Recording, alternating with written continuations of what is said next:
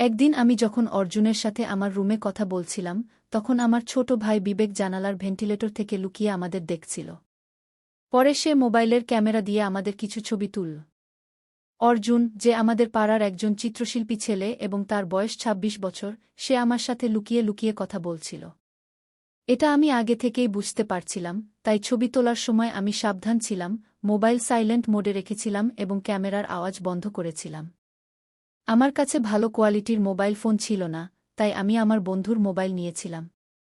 পরে আমি সব ছবি আমার ল্যাপটপে ট্রান্সফার করে এবং বন্ধুর মোবাইল থেকে ডিলিট করে তাকে ফেরত দিলাম। এরপর আমি ফটো এডিটিং সফটওয়্যারে ছবিগুলোর উজ্জ্বলতা বাড়ালাম, যাতে আমার এবং অর্জুনের মুখ স্পষ্ট দেখা যায়। পরে আমি সেই ছবিগুলো কালার প্রিন্টার থেকে প্রিন্ট করে নিই। এখন আমি সঠিক সময়ের অপেক্ষায় ছিলাম, যাতে আমি এই ছবিগুলো বিবেককে দেখিয়ে তাকে ভয় দেখাতে পারি।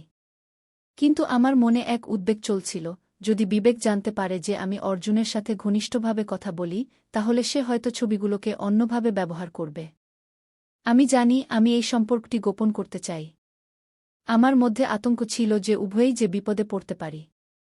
প্রায় ৩ মাস পর, মে ২০২৫ সালের একটি দিন, আমি গ্রামে থাকার সময় বিবেকের সাথে জায়গা পেয়েছিলাম। অর্জুন ১০ দিনের জন্য গ্রামে চলে গিয়েছিল। আমার মনে হচ্ছিল এটা ঠিক সময়। তখন আমার মা কিছু দিনের জন্য আত্মীয়ের বাড়ি যেতে হয়েছিল এবং বাবা তার কাজে বাইরে গিয়েছিলেন। এখন এই সুযোগে আমি বিবেকের সাথে কথাবার্তা বলতে পারব এবং ওকে সবকিছু খুলে বলতে ভয় পাচ্ছিলাম। আমি জানতাম সে এই বিষয়টি খুব গুরুত্ব দিয়ে দেখবে এবং আমাকে বুঝতে চাইবে। কিন্তু আমি জানতে পারলাম আমার ভাই বিবেকের কাছে সবকিছু পরিষ্কার হয়ে গিয়েছে। যখন সে জানালার ভেন্টিলেটর থেকে আমাদের দেখছিল, তখন সে সবই বুঝতে পারছে। এবার আমি আতঙ্কের সাথে ভাবছিলাম তাকে কিভাবে বুঝাতে হবে এবং কিভাবে তাকে নিজের অবস্থানটিকে সঠিকভাবে বোঝাতে হবে। এখন আমার মানসিক চাপ অনেক বেড়ে গিয়েছে, কারণ বিবেকের ছবিগুলো দেখে ফেলেছে এবং সে আমাকে খবর দেবে কিনা সেটা নিয়ে আমি চিন্তিত ছিলাম। একদিন আমি যখন অর্জুনের সাথে আমার রুমে কথা বলছিলাম, তখন আমার ছোট ভাই বিবেক জানালার ভেন্টিলেটর থেকে লুকিয়ে আমাদের দেখছিল। পরে সে মোবাইলের ক্যামেরা দিয়ে আমাদের কিছু ছবি তুলল। অর্জুন, যে আমাদের পাড়ার একজন চিত্রশিল্পী ছেলে এবং তার বয়স ২৬ বছর, সে আমার সাথে লুকিয়ে লুকিয়ে কথা বলছিল। এটা আমি আগে থেকেই বুঝতে পারছিলাম, তাই ছবি তোলার সময় আমি সাবধান ছিলাম, মোবাইল সাইলেন্ট মোডে রেখেছিলাম এবং ক্যামেরার আওয়াজ বন্ধ করেছিলাম। আমার কাছে ভালো কোয়ালিটির মোবাইল ফোন ছিল না, তাই আমি আমার বন্ধুর মোবাইল নিয়েছিলাম।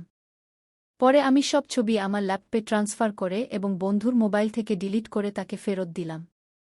এরপর আমি ফটো এডিটিং সফটওয়্যারে ছবিগুলোর উজ্জ্বলতা বাড়ালাম, যাতে আমার এবং অর্জুনের মুখ স্পষ্ট দেখা যায়। পরে আমি সেই ছবিগুলো কালার প্রিন্টার থেকে প্রিন্ট করে নিই। এখন আমি সঠিক সময়ের অপেক্ষায় ছিলাম, যাতে আমি এই ছবিগুলো বিবেককে দেখিয়ে তাকে ভয় দেখাতে পারি।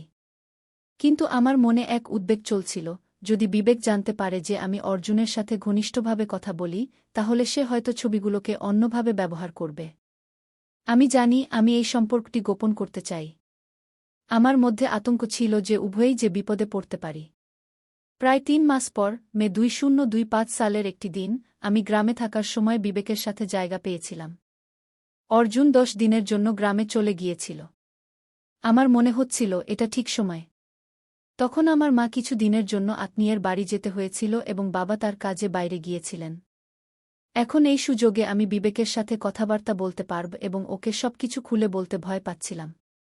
আমি জানতাম সে এই বিষয়টি খুব গুরুত্ব দিয়ে দেখবে এবং আমাকে বুঝতে চাইবে। কিন্তু আমি জানতে পারলাম আমার ভাই বিবেকের কাছে সবকিছু পরিষ্কার হয়ে গিয়েছে।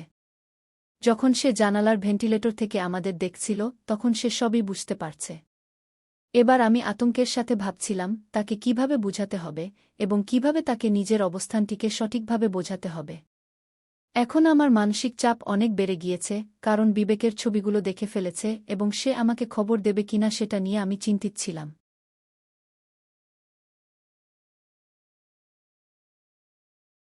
বিচ্ছিন্ন হয়ে বের হয়ে আসার পর আমার মন মন্দিরের শঙ্খ আর ঘণ্টা বাজানোর মতো কাঁপছিল।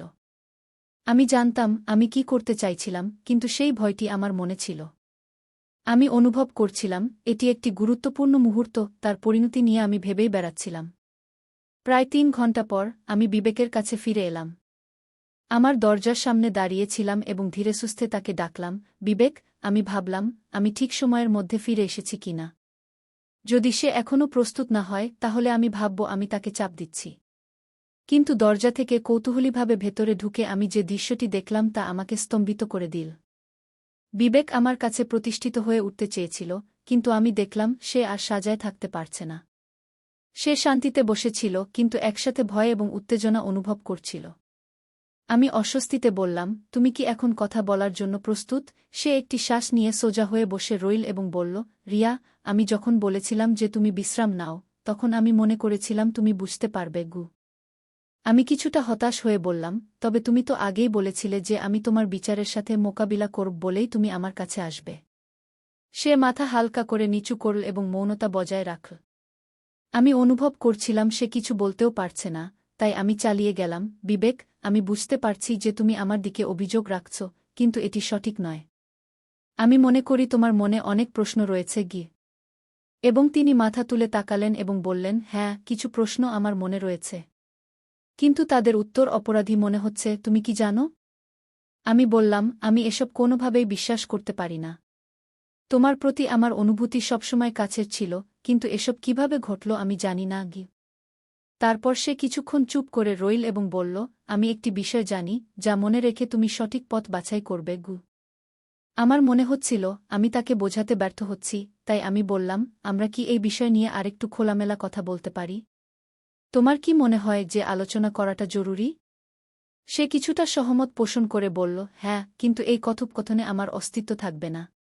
তোমার প্রতিবাদ আর সমস্যা নয়, তবে তারপরও আমি সিদ্ধান্ত নিতে চাই।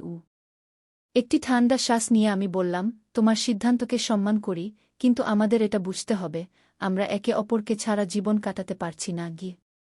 এবং তিনি আমার দিকে একরকম অবাক হয়ে তাকালেন। আমি দেখলাম তার চোখে একটা সম্পূর্ণ ভিন্ন দৃষ্টি।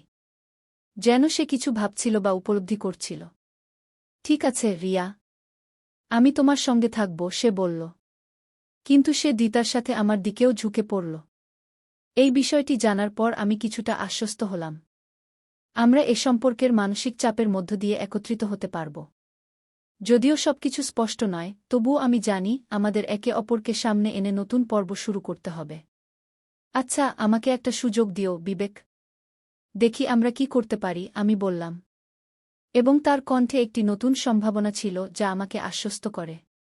আমরা উভয়ের মধ্যে একটি ভিন্ন ধরনের বোঝাপড়া তৈরি হতে চলেছে। এই মনস্তাত্ত্বিক সামঞ্জস্যতা নিশ্চিত করার জন্য আমাদের মেনে নিতে হবে। এভাবে আমরা এক নতুন যাত্রায় পা রাখলাম, যেখানে আমাদের একে অপরের অনুভূতিগুলোকে গুরুত্ব দিতে হবে। বিবেকের সাথে কথোপকথন শেষ হওয়ার পর আমি অনুভব করছিলাম আমার মধ্যে এক অদ্ভুত সাহস তৈরি হচ্ছে। মনে হচ্ছিল এই সমস্যাগুলো বুঝতে পেরে আমরা একে অপরকে আরও ভালোভাবে জানছি। তবে এখনও কিছু অস্বস্তি ছিল, যে পরিস্থিতি সৃষ্টি হয়েছিল সেটি সহজে মেনে নেওয়া সম্ভব নয়। বিবেক আমার পাশে বসেছিল, তার চোখের দিকে তাকিয়ে আমি ভাবছিলাম, এখন কি করা উচিত। আমি জানি আমরা দুজনে এই অবস্থায় আর থাকতে পারব না। আমাদের জীবনে বড় পরিবর্তন আসতে চলেছে। তখন আমি ধীরে ধীরে বললাম, বিবেক, আমি জানি সব কিছু এত সহজ নয়। কিন্তু আমরা যদি একে অপরের অনুভূতিগুলোকে শ্রদ্ধা করি, তাহলে হয়তো আমরা এই সমস্যার দিকে একটা সমাধান নিতে পারব গু। সে আমার দিকে উৎসুক হয়ে তাকাল এবং বলল, আমি মনে করি আমাদের একে অপরকে বোঝা দরকার। কিন্তু কিভাবে করব? তুমি তো জানো আমি তোমার জন্য সব সময় করব, কিন্তু আমাদের সম্পর্কটা কোন দিকে যাচ্ছে? আমি একটি গভীর শ্বাস নিয়ে বললাম, আমরা আমাদের সম্পর্কটি সঠিকভাবে প্রতিষ্ঠা করতে পারি। আগে যে দূরত্ব ছিল তা কাটিয়ে উঠতে হবে। আর আমি এটা বুঝতে চাই যে তুমি আমার ঠিক কোনো জায়গায় দাঁড়িয়ে আছো। তিনি মাথা নিচু করে কিছুক্ষণ ভাবলেন। তারপর বললেন, আমি জানি যে অনেক কিছুই বলা হয়নি। তবে আমি চাই তুমি সবকিছু খুলে বলো। আমি সেটাই চাই। আর আমি জানিও না এর পরবর্তী পদক্ষেপ কি হবে। এখন আমি অনুভব করছিলাম আমি কি করতে চাই। আমি জানি এই কষ্টের আড়ালে অন্য কিছু রয়েছে। কিন্তু কিছু না বললে আমাদের মধ্যে আরও ভুল বোঝাবুঝির সৃষ্টি হবে। আমি বললাম, বিবেক, আমি যে অনুভূতির কথা বলছি সেটা শুধু স্নেহ নয়, বিভিন্ন দিকে যাওয়ার পথে। আমার মনে হয় আমাদের সম্পর্কটাকে নতুন করে দেখতে হবে গে। সে কিছুটা চুপ করে রইল, যেন বিষয়টি তার মনে প্রতিধ্বনিত হচ্ছে। কিছুক্ষণ পর সে বলল, তুমি বলছো তুমি অর্জুনের সাথে যে স্নেহ তৈরি করেছ সেটাই কি আমাদের সম্পর্ককে জটিল করে তুলেছে? আমি একটা দীর্ঘ নিঃশ্বাস ফেলে বললাম, হ্যাঁ, কিন্তু আমি তাও চাই না। আমি জানি আমি ভুল করেছি, কিন্তু আমি আর নিজেকে সে অবস্থায় দেখতে চাই না। আমি চাই তুমি আমাকে নতুনভাবে দেখো গু। সেখান থেকে আমাদের কথোপকথন আরও গভীর হতে লাগল। আমি অনুভব করেছিলাম স্মৃতির ফটোগ্রাফগুলো একে অপরের অনুভূতির উপর আলোকপাত করছে। আমাদের মধ্যে যে কষ্ট ছিল সেটি আসলে আমাদের বোঝাপড়ার দিকে এগিয়ে নিচ্ছিল। আমি বললাম, মনে রেখো, আমাদের মধ্যে সম্পর্ক সবসময় থাকবে। আমাদের মধ্যে যে যা ছিল সেটা এখনও আমাদের বিকাশের জন্য একটি উপাদান। বিবেক আমাকে একদৃষ্টি দিয়ে দেখছিল, যেন আমার প্রতিটি শব্দ তাকে স্পর্শ করছে। আমি আশা করছিলাম আমাদের এই যৌক্তিক হয়ে ওঠার প্রক্রিয়া আমাদেরকে খুব কাছাকাছি এনে দেবে। ঠিক আছে রিয়া, তুমি যে ভাবে দেখেছ এবং সমস্যা সমাধানের চেষ্টা করছ তাতে আমি সাথে আছি, সে বলল। এখন আমি অনুভব করতে পারছিলাম আমাদের সম্পর্ক একটি নতুন দিগন্তের দিকে অগ্রসর হচ্ছে। এই অধ্যায়টি শুরু হচ্ছে একটি নতুন অবস্থার দিকে অগ্রসর হতে। বিবেকের সঙ্গে চলমান এই কথোপকথন যেন আমাদের সম্পর্কের ভিতকে আরও মজবুত করছিল। আমি বুঝতে পারছিলাম আমরা দুজনে যেভাবে একে অপরের অনুভূতিগুলোকে ভাগাভাগি করছি তাতে আমাদের মধ্যে এক নতুন বোঝাপড়া তৈরি হচ্ছে। তবে আমি জানতাম এই পরিবর্তনটি সঠিকভাবে ঘটিয়ে নিয়ে যেতে হবে জটিল অনুভূতির মাঝে। বিবেক, আমি বললাম, আমি জানি আমাদের সম্পর্কটি এক অদ্ভুত অবস্থায় দাঁড়িয়ে। কিন্তু আমরা যদি ইতিবাচকভাবে এগিয়ে যেতে পারি তবে এটি আমাদের জন্য একটি বড় সুযোগ হতে পারে। কি? সে ধীরে ধীরে মাথা নাড়ল। আমি তোমার সঙ্গেই আছি রিয়া, কিন্তু আমাদের এই সম্পর্কটাকে বোঝাটা জরুরি। আমি সবসময় চাই তোমার খুশি দেখতে, কিন্তু আমি ভাবছি তুমি কি সত্যিই আমার পাশে দাঁড়াতে পারবে? আমি কিছুটা কষ্ট অনুভব করলাম। বিবেক, আমি জানি সব কিছুই একটু জটিল, কিন্তু আমার মনে হয় যদি আমরা একসাথে কাজ করতে পারি তবে আমরা এই সমস্যাগুলো কাটিয়ে উঠতে পারব। সে কিছুক্ষণ চুপ করে রইল। একটু পরে সে বলল, তুমি জানো আমাদের মধ্যে যে গভীর বন্ধন সেটা কি সত্যিই ধরে রাখতে পারব? আমাদের সম্পর্কটি কি সেই পুরনো জায়গা ফিরে যেতে পারবে? আমি তার দিকে কাজল কালো চোখে তাকিয়ে বললাম, আমাদের সম্পর্কের মধ্যে যে ভালোবাসা রয়েছে সেটা মুছে ফেলা সম্ভব নয়। যদি আমরা একে অপরের প্রতি সত্যিকারের দরদ ও শ্রদ্ধা রাখতে পারি তবে সেটা আমাদেরকে সব বাধা পার করতে সহায় করবে। একটি দীর্ঘ নীরবতা পেরিয়ে সে বলল, রিয়া, তুমি ঠিক বলেছ, কিন্তু আমি সেই চাপ অনুভব করতে পারছি। এই সময় খুব পার্সেন্ট হওয়া দরকার। আমাদের যা হয়েছে সেটা ঠিক করা এখনও বাকি। আমি জানতাম আলোচনা এখন বাস্তব ফলের দিকে এগোচ্ছে। তাহলে আমাদের কি করতে হবে?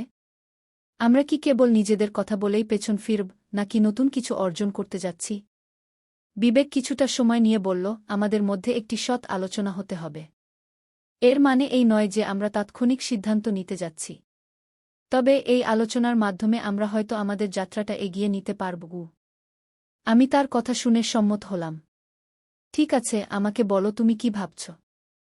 আমি এখানে আছি তোমার সঙ্গে, আমার চিন্তা ছাড়াও। এখন আমাদের মধ্যে একটা নতুন আলোচনার সূচনা হতে যাচ্ছিল। আমরা একে অপরের অনুভূতি ও ভাবনা শেয়ার করার চেষ্টা করছিলাম। যতবার আমি তাকে দেখতে পাচ্ছিলাম ততবারই মনে হচ্ছিল যে আমরা দুজন এক নতুন অধ্যায়ে প্রবেশ করছি। পরবর্তী পদক্ষেপ নিতে হল। তাহলে আমরা কি সিদ্ধান্ত নেব? এই বিষয়গুলো দূর করতে এবং আমাদের সম্পর্ককে নতুন করে পুনর্বিন্যাস করতে, আমি বললাম। সে দ্বিতার সঙ্গে বলল, আমরা যদি সৎভাবে নিজেদের অনুভূতিগুলো ভাগাভাগি করি তবে হয়তো আমরা নতুন কিছু খুঁজে পাব। এমন কথা শুনে আমি বুঝে গেলাম আমরা এক পর্যায়ে পৌঁছেছি যেখানে নতুন সম্ভাবনার দরজা খুলে যাবে। এই সম্পর্কে যদি আমরা চেষ্টা করি তবে আমাদের একে অপরের প্রতি ভালোবাসা ও বোঝাপড়ার দিকে এগিয়ে যেতে হবে। ঠিক আছে, আমরা ক্লিয়ার। চল কোন দিকটা থেকে শুরু করা যায়, আমি বললাম সমঝোতা করে।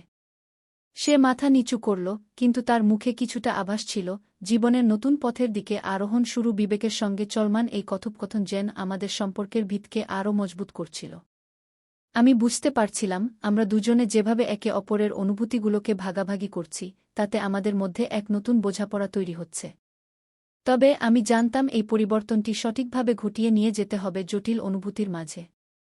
বিবেক, আমি বললাম, আমি জানি আমাদের সম্পর্কটি এক অদ্ভুত অবস্থায় দাঁড়িয়ে। কিন্তু আমরা যদি ইতিবাচকভাবে এগিয়ে যেতে পারি তবে এটি আমাদের জন্য একটি বড় সুযোগ হতে পারে। কি? সে ধীরে ধীরে মাথা নাড়ল। আমি তোমার সঙ্গেই আছি রিয়া, কিন্তু আমাদের এই সম্পর্কটাকে বোঝাটা জরুরি। আমি সবসময় চাই তোমার খুশি দেখতে, কিন্তু আমি ভাবছি তুমি কি সত্যিই আমার পাশে দাঁড়াতে পারবে? আমি কিছুটা কষ্ট অনুভব করলাম। বিবেক, আমি জানি সব কিছুই একটু জটিল। কিন্তু আমার মনে হয় যদি আমরা একসাথে কাজ করতে পারি, তবে আমরা এই সমস্যাগুলো কাটিয়ে উঠতে পারব। সে কিছুক্ষণ চুপ করে রইল। একটু পরে সে বলল, তুমি জানো, আমাদের মধ্যে যে গভীর বন্ধন সেটা কি সত্যিই ধরে রাখতে পারব? আমাদের সম্পর্কটি কি সেই পুরনো জায়গা ফিরে যেতে পারবে? আমি তার দিকে কাজল কালো চোখে তাকিয়ে বললাম, আমাদের সম্পর্কের মধ্যে যে ভালোবাসা রয়েছে সেটা মুছে ফেলা সম্ভব নয়। যদি আমরা একে অপরের প্রতি সত্যিকারের দরদ ও শ্রদ্ধা রাখতে পারি, তবে সেটা আমাদেরকে সব বাধা পার করতে সহায় করবে। একটি দীর্ঘ নীরবতা পেরিয়ে সে বলল, রিয়া, তুমি ঠিক বলেছ। কিন্তু আমি সেই চাপ অনুভব করতে পারছি। এই সময় খুব পার্সেন্ট হওয়া দরকার। আমাদের যা হয়েছে সেটা ঠিক করা এখনও বাকি। আমি জানতাম আলোচনা এখন বাস্তব ফলের দিকে এগোচ্ছে। তাহলে আমাদের কি করতে হবে? আমরা কি কেবল নিজেদের কথা বলেই পেছন ফিরব, নাকি নতুন কিছু অর্জন করতে যাচ্ছি? বিবেক কিছুটা সময় নিয়ে বলল, আমাদের মধ্যে একটি সৎ আলোচনা হতে হবে। এর মানে এই নয় যে আমরা তাৎক্ষণিক সিদ্ধান্ত নিতে যাচ্ছি। তবে এই আলোচনার মাধ্যমে আমরা হয়তো আমাদের যাত্রাটা এগিয়ে নিতে পারব। আমি তার কথা শুনে সম্মত হলাম। ঠিক আছে, আমাকে বলো তুমি কি ভাবছ। আমি এখানে আছি তোমার সঙ্গে, আমার চিন্তা ছাড়াও। এখন আমাদের মধ্যে একটা নতুন আলোচনার সূচনা হতে যাচ্ছিল। আমরা একে অপরের অনুভূতি ও ভাবনা শেয়ার করার চেষ্টা করছিলাম। যতবার আমি তাকে দেখতে পাচ্ছিলাম, ততবারই মনে হচ্ছিল যে আমরা দুজন এক নতুন অধ্যায়ে প্রবেশ করছি। পরবর্তী পদক্ষেপ নিতে হল। তাহলে আমরা কি সিদ্ধান্ত নেব? এই বিষয়গুলো দূর করতে এবং আমাদের সম্পর্ককে নতুন করে পুনর্বিন্যাস করতে, আমি বললাম। সে দ্বিতার সঙ্গে বলল, আমরা যদি সৎভাবে নিজেদের অনুভূতিগুলো ভাগাভাগি করি, তবে হয়তো আমরা নতুন কিছু খুঁজে পাবগ। এমন কথা শুনে আমি বুঝে গেলাম, আমরা এক পর্যায়ে পৌঁছেছি, যেখানে নতুন সম্ভাবনার দরজা খুলে যাবে। এই সম্পর্কে যদি আমরা চেষ্টা করি তবে আমাদের একে অপরের প্রতি ভালোবাসা ও বোঝাপড়ার দিকে এগিয়ে যেতে হবে। ঠিক আছে, আমরা ক্লিয়ার। চল কোন দিকটা থেকে শুরু করা যায়, আমি বললাম সমঝোতা করে। সে মাথা নিচু করল, কিন্তু তার মুখে কিছুটা আভাস ছিল, জীবনের নতুন পথের দিকে আরোহণ শুরু। রিয়া এবং বিবেক একসঙ্গে তাদের সমস্যা ও অনুভূতিগুলো নিয়ে আলোচনা করার পর একটি নতুন দৃষ্টিভঙ্গির দিকে এগোতে শুরু করেছিল। তারা অনুভব করেছিল যে সম্পর্কের মূল মন্ত্র হচ্ছে খোলামেলা আলোচনা এবং একে অপরের প্রতি আস্থা তৈরি করা। সেই সন্ধ্যায় তারা পার্কে বসে দুই সিদ্ধান্ত নিল যে তাদের জীবনকে এক নতুন পথে পরিচালিত করবে। রিয়া, বিবেক শুরু করল, এখন থেকে আমি চাই আমরা একে অপরের প্রতি বেশি সচেতন থাকি। আমাদের অনুভূতিগুলোকে সঠিকভাবে প্রকাশ করতে হবে এবং একে অপরকে শ্রদ্ধা জানাতে হবে। আমি একমত, রিয়া বলল। আমাদের মধ্যে বিশ্বাস ফিরে আসা জরুরি। আমি চাই আমাদের সম্পর্কটি আরও শক্তিশালী হোক। এভাবে তারা তাদের জীবনের একটি নতুন অধ্যায় শুরু করার পরিকল্পনা করল। তারা ঠিক করল সপ্তাহে একবার গভীরভাবে কথা বলবে। শুধু নিজেদের সমস্যা নিয়ে নয়, তাদের ভবিষ্যতে কিভাবে একে অপরকে যত্ন নিতে পারে সে সম্পর্কেও আলোচনা করবে। তারা একে অপরের স্বপ্ন, পরিকল্পনা এবং ভয়গুলো শেয়ার করার সুযোগ তৈরি করবে। এরপর তারা কিছুদিনের জন্য আলাদা হয়ে গেল। রিয়া তার পড়াশোনা এবং অর্জুনের সাথে সম্পর্কের ক্ষেত্রে কিভাবে সামাল দেবে তা ভাবতে লাগল। অন্যদিকে বিবেক তার চাকরির জন্য প্রস্তুতি নিচ্ছিল এবং নিজেকে একজন ভালো বন্ধু হিসেবে গড়ে তুলতে চাচ্ছিল। একদিন কলেজের পথে অর্জুন রিয়াকে থামাল। রিয়া, আমি গত কিছুদিন ধরে আমাদের সম্পর্কের ব্যাপারে ভীষণ চিন্তিত। তুমি কি আমাকে এখনও যথার্থ মনে কর? রিয়া থমকে গেল। অর্জুনের প্রশ্ন ও তার শক্তোক্তি তাকে অস্বস্তিতে ফেল। অর্জুন, আমি আসলে কিসে কথা শুরু করতে চেয়ে রুদ্ধ হয়ে গেল। মনে মনে সে জানত যে অর্জুন তাকে ভালোবাসে, কিন্তু সে নিজের অনুভূতিগুলো পরিষ্কার করে জানাতে পারছিল না। তবে রিয়া জানল তার বেঙ্গালোরের ভালোবাসা অর্জুনের জন্য রক্ষিত ছিল না। অর্জুন, আমি সত্যিই তোমাকে ভালোবাসি, তবে চক্করে কিছু জটিলতা তৈরি হয়েছে। বিবেকের সঙ্গে আমার নতুন কিছু বোঝাপড়া হচ্ছে, সে অবশেষে বলল। বিবেক, অর্জুন অবাক হয়ে বলল। তুমি কি তার সম্পর্কে মনে করো? তুমি জানো আমাদের সম্পর্কটা অনেক পুরনো। তুমি কি সঠিক সিদ্ধান্ত নিচ্ছ? রিয়ার চোখে জল এসে গেল। আমি জানি আমাদের সম্পর্কের গুরুত্ব। কিন্তু আমি বুঝতে পারছি যে আমি কিছু পরিবর্তন করতে চাই। এবং আমি বিবেকের সঙ্গে কিছু নতুন অভিজ্ঞতা অর্জন করতে চাই। অর্জুন চুপ হয়ে গেল। তারপর সে ধীরে ধীরে বলল, যদি সেটাই তোমার সিদ্ধান্ত, তবে আমি তোমার জন্য কিছু করতে পারি না। কিন্তু তুমি জানো আমি সব সময় তোমার পাশে আছি গু। রিয়া তার মনটা পরিষ্কার করে নিয়ে ফিরে চলে এল। তিনি কষ্ট পাচ্ছিলেন, কিন্তু তিনি জানতেন যে সঠিক সিদ্ধান্তটি নিতে পারলে সবকিছু আবার ভালো হয়ে যাবে। বিবেকের সাথে আলোচনা করার পর রিয়ার মনে হয়েছিল একটি গতি সৃষ্টি হয়েছে। সেই রাতে তারা আবার একসাথে বসে তাদের ভবিষ্যতের পরিকল্পনা নিয়ে কথা বলার সিদ্ধান্ত নিল। আর্থিকভাবে নিজেরা দাঁড় করানোর জন্য এবং সম্পর্কের যে জটিলতা জড়ো হয়েছিল সেগুলো গুছিয়ে ফেলার দায়িত্ব তারা একসাথে নিতে প্রস্তুত। তাদের লক্ষ্য ছিল নিজেকে উন্নত করা এবং একে অপরের প্রতি যত্নশীল হওয়া। অতএব সপ্তম পর্বে রিয়া এবং বিবেকের মধ্যে আলোচনা এবং তাদের ভবিষ্যতের নতুন পরিকল্পনা নিয়ে গল্পটি এগিয়ে চলে। তাদের সম্পর্ক একটি নতুন দিক নির্দেশনা নিয়ে এগোচ্ছিল এবং তারা দুইভাবে সিদ্ধান্ত নিয়েছিল একসাথে এই নতুন যাত্রায় এগিয়ে যেতে। রিয়া এবং বিবেক একসঙ্গে তাদের সমস্যা ও অনুভূতিগুলো নিয়ে আলোচনা করার পর একটি নতুন দৃষ্টিভঙ্গির দিকে এগোতে শুরু করেছিল। তারা অনুভব করেছিল যে সম্পর্কের মূল মন্ত্র হচ্ছে খোলামেলা আলোচনা এবং একে অপরের প্রতি আস্থা তৈরি করা। সেই সন্ধ্যায় তারা পার্কে বসে দুই সিদ্ধান্ত নিল যে তাদের জীবনকে এক নতুন পথে পরিচালিত করবে। রিয়া বিবেক শুরু করল, এখন থেকে আমি চাই আমরা একে অপরের প্রতি বেশি সচেতন থাকি। আমাদের অনুভূতিগুলোকে সঠিকভাবে প্রকাশ করতে হবে এবং একে অপরকে শ্রদ্ধা জানাতে হবে গু। আমি একমত, রিয়া বলল। আমাদের মধ্যে বিশ্বাস ফিরে আসা জরুরি। আমি চাই আমাদের সম্পর্কটি আরও শক্তিশালী হোক গে। এভাবে তারা তাদের জীবনের একটি নতুন অধ্যায় শুরু করার পরিকল্পনা করল। তারা ঠিক করল সপ্তাহে একবার গভীরভাবে কথা বলবে। শুধু নিজেদের সমস্যা নিয়ে নয়, তাদের ভবিষ্যতে কিভাবে একে অপরকে যত্ন নিতে পারে সে সম্পর্কেও আলোচনা করবে। তারা একে অপরের স্বপ্ন, পরিকল্পনা এবং ভয়গুলো শেয়ার করার সুযোগ তৈরি করবে। এরপর তারা কিছুদিনের জন্য আলাদা হয়ে গেল। রিয়া তার পড়াশোনা এবং অর্জুনের সাথে সম্পর্কের ক্ষেত্রে কিভাবে সামাল দেবে তা ভাবতে লাগল। অন্যদিকে বিবেক তার চাকরির জন্য প্রস্তুতি নিচ্ছিল এবং নিজেকে একজন ভালো বন্ধু হিসেবে গড়ে তুলতে চাচ্ছিল। একদিন কলেজের পথে অর্জুন রিয়াকে থামাল। রিয়া, আমি গত কিছুদিন ধরে আমাদের সম্পর্কের ব্যাপারে ভীষণ চিন্তিত। তুমি কি আমাকে এখনও যথার্থ মনে কর? রিয়া থমকে গেল। অর্জুনের প্রশ্ন ও তার শক্তোক্তি তাকে অস্বস্তিতে ফেল। অর্জুন, আমি আসলে কিসে কথা শুরু করতে চেয়ে রুদ্ধ হয়ে গেল। মনে মনে সে জানত যে অর্জুন তাকে ভালোবাসে, কিন্তু সে নিজের অনুভূতিগুলো পরিষ্কার করে জানাতে পারছিল না। তবে রিয়া জানল তার বেঙ্গালোরের ভালোবাসা অর্জুনের জন্য রক্ষিত ছিল না। অর্জুন, আমি সত্যিই তোমাকে ভালোবাসি, তবে চক্করে কিছু জটিলতা তৈরি হয়েছে। বিবেকের সঙ্গে আমার নতুন কিছু বোঝাপড়া হচ্ছে, সে অবশেষে বলল। বিবেক, অর্জুন অবাক হয়ে বলল। তুমি কি তার সম্পর্কে মনে করো? তুমি জানো আমাদের সম্পর্কটা অনেক পুরনো।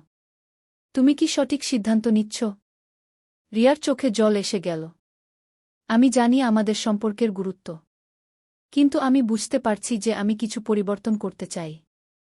এবং আমি বিবেকের সঙ্গে কিছু নতুন অভিজ্ঞতা অর্জন করতে চাই। অর্জুন চুপ হয়ে গেল। তারপর সে ধীরে ধীরে বলল, যদি সেটাই তোমার সিদ্ধান্ত, তবে আমি তোমার জন্য কিছু করতে পারি না। কিন্তু তুমি জানো আমি সব সময় তোমার পাশে আছি গু। রিয়া তার মনটা পরিষ্কার করে নিয়ে ফিরে চলে এল।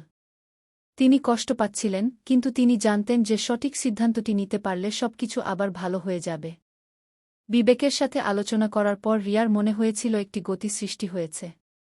সেই রাতে তারা আবার একসাথে বসে তাদের ভবিষ্যতের পরিকল্পনা নিয়ে কথা বলার সিদ্ধান্ত নিল। আর্থিকভাবে নিজেরা দাঁড় করানোর জন্য এবং সম্পর্কের যে জটিলতা জড়ো হয়েছিল সেগুলো গুছিয়ে ফেলার দায়িত্ব তারা একসাথে নিতে প্রস্তুত। তাদের লক্ষ্য ছিল নিজেকে উন্নত করা এবং একে অপরের প্রতি যত্নশীল হওয়া। অতএব সপ্তম পর্বে রিয়া এবং বিবেকের মধ্যে আলোচনা এবং তাদের ভবিষ্যতের নতুন পরিকল্পনা নিয়ে গল্পটি এগিয়ে চলে। তাদের সম্পর্ক একটি নতুন দিক নির্দেশনা নিয়ে এগোচ্ছিল এবং তারা দুইভাবে সিদ্ধান্ত নিয়েছিল একসাথে এই নতুন যাত্রায় এগিয়ে যেতে।